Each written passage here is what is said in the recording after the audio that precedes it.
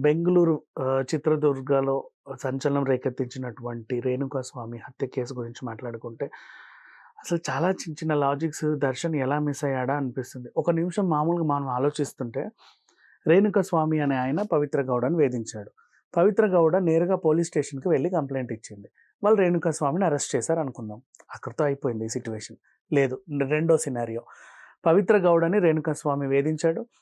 పవిత్ర గౌడ రేణుకాస్వామి వేధిస్తున్న విషయం దర్శన్‌కి చెప్పింది.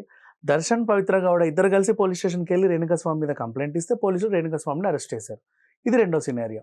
ఇలా జరిగినా, రెండో విధంగా జరిగినా బావుండేది. కానీ వీళ్ళు తీసుకున్న యాక్షన్ ఏంటి? దర్శన్ అండ్ మన పవిత్ర గౌడ కలిసి రేణుకాస్వామిని చంపేశారు. ఇక్కడ ఏం జరిగింది? దర్శన్ ఎప్పటినుంచో వివాదాస్పదమైన నటుడే.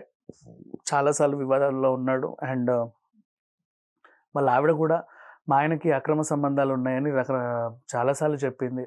నిఖిత్‌తో ఉంది, వాళ్ళతో ఉంది, వీళ్ళతో ఉంది. ఒకసారి గృహహింస కేసు కింద అరెస్ట్ చేయించింది. అయినప్పటికీ మళ్ళీ కాంప్రమైజ్ అయ్యి తను ఒక 50,000 ఎంతో కట్టి విడుదలై మళ్ళీ భార్యతోనే ఉంటున్నాడు. ఇప్పుడు పవిత్ర గౌడ అనే ఆవిడతో రిలేషన్‌లో ఉంటున్నట్టుగా ఒక వార్తలైతే బయటకొచ్చాయి. అండ్ ఈ విషయాలన్నీ తెలుసుకున్నప్పుడు ప్రతి ఒక్క యాక్టర్‌కి ఒక మంచి అభిమాని ఉంటాడు. ఆ అభిమాని రేణుకాస్వామి. తనకేంటంటే దర్శన్ దేవుడితో సమానం. వాళ్ళ ఆవిడ దేవతతో సమానం. దర్శన్ గాని, వాళ్ళ ఆవిడ ఎప్పుడు బాగుండాలని కోరుకుంటారు. అండ్ ఇంకొకరితో ఆయన ఉండడం వీళ్ళు భరించలేరు. భరించక ఆ ఇంకొకరు ఎవరైతే దర్శన్‌తో రిలేషన్‌లో ఉంటున్నారో వాళ్ళని వేధించడం స్టార్ట్ చేశాడు. "ఏంటే నీకు మా స్టార్‌తో నీకేంటి సంబంధం? ఎక్కడుండాలో అక్కడ ఉండు. ఇంకోసారి మా స్టార్‌తో తిరిగినా, మెసేజ్ చేసినా, ఫోన్‌లు చేసినా మర్యాదగా ఉండదు. రెస్టారెంట్‌లకెళ్ళినా మర్యాదగా ఉండదు." ఇట్లా బెదిరింపుడన్నీ చేస్తా ఉంటారు. ఇది కామన్. అయితే ఇక్కడ ఏం జరిగింది? ఇతను కూడా పవిత్ర గౌడకి అశ్లీల మెసేజ్‌లు పంపి నువ్వది, నువ్విది అని రోజు వేధించడం. ఆ వేదనలు తట్టుకోలేక తను దర్శన్‌కి దూరం అవ్వాలి. అది ఇతని ఇంటెన్షన్. కానీ ఇక్కడ ఏం జరిగింది? ఆ విషయం ఆమె దర్శన్‌కి చెప్పడం, దర్శన్ తన మనుషుల్ని పంపడం, మనుషులెళ్లి ఆయన ఇష్టం ఉన్నట్టు విచక్షణారహితంగా కొట్టడం. అండ్ నెక్స్ట్ ఎలా కొట్టారంటే వెంటనే ఆయన autopsy report బయటకొచ్చింది.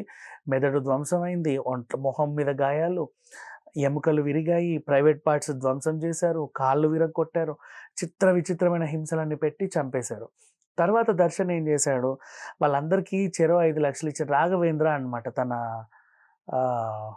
Fans association president. 5,00,000, 5,00,000, 5,00,000 ఇచ్చి "అదిగోని ఈ హత్య మేమే చేశామని ఒప్పుకోండి. మిమ్మల్ని నేను మళ్ళీ ఏదో ఒక రకంగా చేస్తానని" మళ్ళీ తన ఫ్రెండ్ ఇంకొకడు ప్రదోష్, ఆయన కూడా కో యాక్టరే. దర్శన్‌తో కలిపి కొన్ని సినిమాలు చేశాడు. తను కూడా కొన్ని సినిమాలు చేశాడు. ప్రదోష్‌కి ఒక 30,00,000 ఇచ్చి దీన్ని సెటిల్ చేయమని చెప్పాడు. ఒక మంచి లాయర్‌ని పెట్టి వీళ్ళని మళ్ళీ బయటికి తీసుకొచ్చి బెయిల్ పైన ఏదో రకంగా తప్పించుకునే ప్రయత్నం చేశారు. కానీ అలా జరగలేదు. ఎక్కడైతే రేణుకాస్వామి హత్య చేయబడ్డాడో చాలా దారుణంగా హత్య చేయబడ్డాడు. అండ్ అతని నుంచి పవిత్ర గౌడని అడిగితే, "అవునండి, నాకు ఇలా అశ్లీల మెసేజ్‌లు పంపించేవాడు. నేను చెప్పుతో కొట్టాను అతన్ని. అంతకు మించి నేను ఇంకేం చేయలేదని" ఆవిడ చెప్పుకొచ్చింది. అండ్ దర్శన్ కూడా, "నేను 1, 2 సార్లు బెదిరించానండి. ఇట్లా చేయడం తప్పు అని చెప్పాను తప్ప నేను అతన్ని చేయి చేసుకోలేదని" చెప్పాడు. కానీ ఇదంతా అవాస్తవం. ఆమె కొట్టింది, దర్శన్ కొట్టాడు. అతనితో పాటు వీళ్ళందరూ కూడా ఇష్టం ఉన్నట్టు కొట్టడం వల్ల రేణుకాస్వామి చనిపోతే, ఆ శవాన్ని తీసుకెళ్ళి ఆ బ్రిడ్జ్ అవతల ఎక్కడో పడేశారు.